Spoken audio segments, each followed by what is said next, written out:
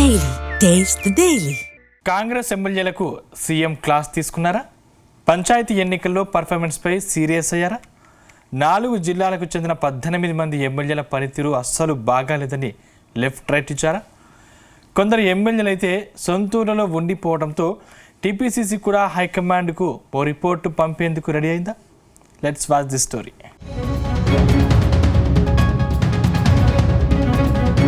తెలంగాణలో పంచాయతీ ఎన్నికల్లో అధికార కాంగ్రెస్ సత్తా చాటింది.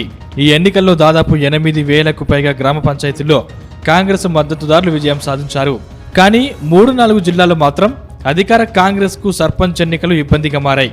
ముఖ్యంగా కొందరు ఎమ్మెల్యేల సొంతూరులోనే కాంగ్రెస్ పార్టీ మద్దతుదారులు ఘోరంగా ఓడిపోయారు. అయితే పంచాయతీ ఎన్నికలపై CM Revanth Reddy, party incharge Meenakshi Natarajan కలిసి కీలక సమావేశం నిర్వహించినట్టు తెలుస్తోంది. ఈ సమావేశంలో పంచాయతీ ఎన్నికల్లో పార్టీకి ఎదురైన ఇబ్బందులు, స్థానిక నేతల తీరుపై విస్తృతంగా చర్చించినట్టు తెలుస్తోంది. ముఖ్యంగా సర్పంచ్ ఎన్నికల్లో ఎమ్మెల్యేల పాత్రపై సీఎం తీవ్ర అసహనం వ్యక్తం చేసినట్టు ప్రచారం జరుగుతుంది.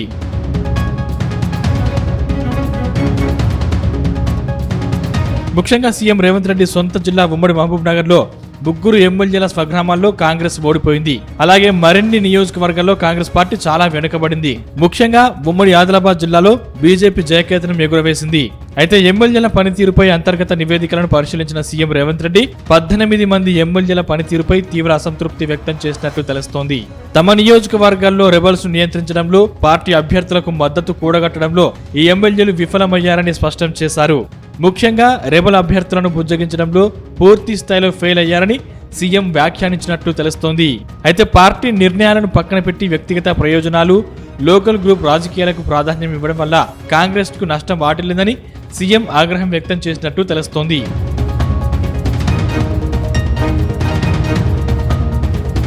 ఇక వరంగల్, పాలమూరు, నల్గొండ జిల్లాలకు చెందిన ఎమ్మెల్యేలపై సీఎం రేవంత్ రెడ్డి సీరియస్ అయినట్టు తెలుస్తోంది.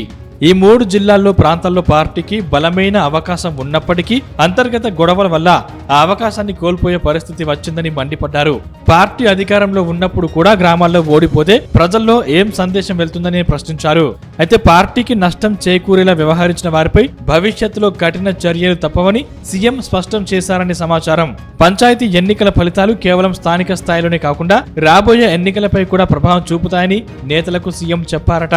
ఇకపై ఇలాంటి తప్పిదాలు రిపీట్ కావద్దని స్పష్టమైన హెచ్చరిక జారీ చేశారని పార్టీ వర్గాలు అంటున్నాయి.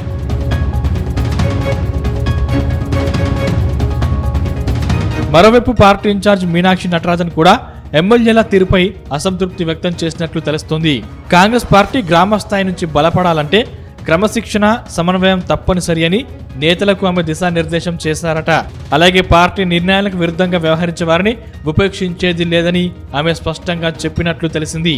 మరోవైపు త్వరలోనే టీపీసీసీ చీఫ్ మహేష్ కుమార్ గౌడ్ జిల్లా, మండల స్థాయి నాయకులతో సమావేశాలు నిర్వహించేందుకు రెడీ అవుతున్నట్టు సమాచారం. ప్రస్తుతానికి రెబల్ సమస్యను వెంటనే పరిష్కరించి పార్టీ అధికారిక అభ్యర్థులకు సంపూర్ణ మద్దతు అందేలా చర్యలు తీసుకునేలా ఆదేశాలు వెళ్లినట్టు తెలుస్తోంది.